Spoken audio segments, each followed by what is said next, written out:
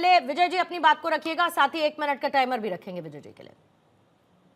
देखिए पूर्णिमा जी, उन्होंने तो जवाब नहीं दिया कांग्रेस प्रवक्ता ने, तो मैं जवाब दे देता हूँ। इसमें क्या तब्दीली हुई है, 4 में बता देता हूँ। सबसे पहले बजट बढ़ाया गया, 95,000 करोड़ का कर दिया।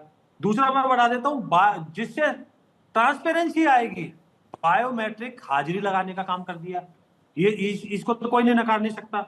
उसके बाद में 125 दिन कर दिए गए, 100 दिन से 125 दिन कर दिए गए, उससे भी रोजगार के सृजन होंगे।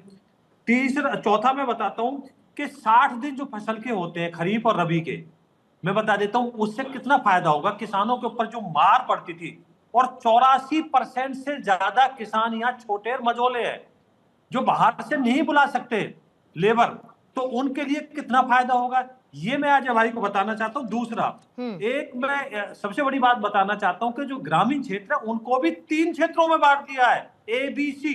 जैसे कि जो शहरी क्षेत्र के आसपास के गांव आते हैं, वहां बेसिक इंफ्रास्ट्रक्चर डेवलप हो चुका है, तो उनके लिए दूसरी योजना है। और ये जो नाम की बातें कर रहे हैं ना, तो नाम पढ़ेंगे तो समझ में आ जाएगा। इनको तो ये नहीं पता होगा रोजगार और आजीविका में क्या फर्क होता है। रोजगार का मतलब होता है किसी के ऊपर डिपेंड होना, और आजीविका होती है जैसे ड्रोन दीदी है, खुद का अपना व्यापार। तो ये विकसित भारत जो 2047 के मिशन को ध्यान में रखते हुए भावनात्मक तरीके से जुड़े हैं, क्योंकि कोई भी कार्य करते हैं तो उसका एक अच्छा लगना चाहिए। अब ये देखिए क्या आपने 50 बार इनसे पूछा, ये जवाब नहीं दे पाए एक भी बात का, किसी का मतलब नहीं बता पाए। लेकिन इनको विरोध करना है, राहुल गांधी जी यही तो करते हैं आके, उनका क्या काम है? उन्होंने कभी कोई सार्थक बहस की है क्या? ओके, सर्वेश जी की भी कुछ काउंटर्स हैं। सर्वेश जी पहले 1 मिनट का टाइमर रख रही हूँ, यश फिर कंबाइन करके जवाब दीजिएगा जरा। नहीं, समाजवादी पार्टी के इन्होंने बोला है कि आप जीएसटी में आपने बढ़ा दिया, ठीक है, वो अभी है नहीं, ठीक है, वो अभी है नहीं। ओके सर्वेश जी, 1 मिनट का टाइमर। पता होनी चाहिए कि जीएसटी काउंसिल ठीक है सर, टाइम आप है। सर्वेश जी बोलिए। देखिए पूर्णिमा जी, मैं यस स्क्वायर को जवाब देना चाहता था, मैं भी एस स्क्वायर हूँ। देखिए यश ने बोला कि भाई तुम अपना नाम राम रख लो, भाई मेरा नाम सर्वेश्वर सर्वेश है, मेरे नाम में भगवान भोलेनाथ का नाम है। दूसरी बात, आपने क्वेश्चन पूछा, भाई 4 गलत चीजें बता दो इस बिल के बारे में। आपने कहा कि सेम पैकेज को, सेम बिल को नए नाम देके किया गया, लेकिन अभी बीजेपी के प्रवक्ता महोदय ने बता दिया कि क्या क्या इसमें अच्छाई है। दूसरी बाट, मैं बार बार ये चीज कह रहा हूं, देश की आजादी में खुदीराम बोस, भगत सिंह, सुखदेव, राजगुरु, सुभाष चंद्र बोस, तात्या टोपे या वीर कुंवर सिंह या जो भी है, इनका योगदान ज्यादा होगा, क्योंकि इन्होंने देश के लिए कुर्बानी दी। हर चीज को महात्मा गांधी के नाम से नहीं जोड़ सकते, बाकी के भी स्वतंत्रता सेनानी हैं, उनको भी उतना ही मान सम्मान मिलना चाहिए।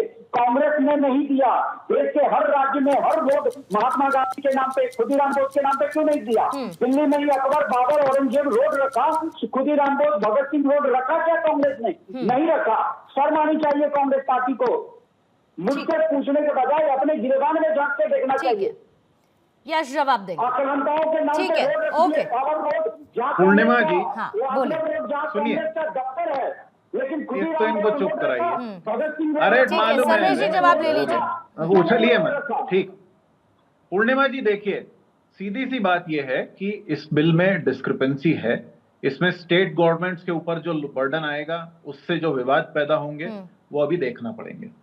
और उसके बाद बात आती है कि अगर आपकी नियत काम करने की है, जो मैंने शुरू में ही कहा था, अगर आपकी नियत काम करने की है तो आपको इस बिल के नाम के ऊपर फोकस लाना ही नहीं चाहिए। आप पहले सिर्फ इंप्रूवमेंट करके छोड़ दीजिए ना कि हमने इस बिल में ये प्रावधान जोड़ दिए। जब वो पूरी तरह कार्यान्वित हो जाएं, एग्जीक्यूट हो जाएं, उसका फायदा जनता को दिखने लगे, तब बदलिए नाम। आपको नाम बदल के दिखाना है, ये आपकी नियत है। तो ये जो उचक रहे हैं ना, ये मेरा नाम ऐसा है और भगवान के नाम जैसा है, ये सब बेकार की बातें हैं। ठीक, ये बता रहे हैं कि ये निष्पक्ष तो नहीं है। और दूसरी एक और बात सुनिए, यदि मनरेगा स्कीम में, हमारी स्कीम में कोई गलती थी, या आप उसमें कोई बहुत बड़ा तीर मार रहे हैं, तो उसका फायदा जमीन पे आपकी अभी तक की कार्यशैली में क्यों नहीं दिख रहा? अभी 2 घंटे पहले पूरे देश में न्यूज चल रही थी, महाराष्ट्र के चंद्रपुर में एक साहूकार एक गरीब किसान से 1 लाख रुपए कर्ज के बदले 74 लाख वसूल चुका है, उसकी किडनी जा चुकी है। और महाराष्ट्र में बीजेपी की सरकार है। हाँ। क्यों नहीं ऐसी चीजों को एड्रेस किया जा रहा? क्या नाम बदलने के नाम पे आप ये सब चीजें भूल जाएंगे? ठीक है, इन्हीं गरीबों के रोजगार और आजीविका की बात करते हैं, और विजय शर्मा को ठीक तो है। ये भी नहीं पता थोड़ा कि सा रोजगार टाइम नहीं होता है क्या यश, है। ठीक वो कह रहे हैं रोजगार डिपेंडेंसी होती है। हाँ। रोजगार डिपेंडेंसी नहीं होती विजय शर्मा जी, वो तनख्वाह होती है, वो टर्नओवर होता है, सब रोजगार ठीक है। होता है।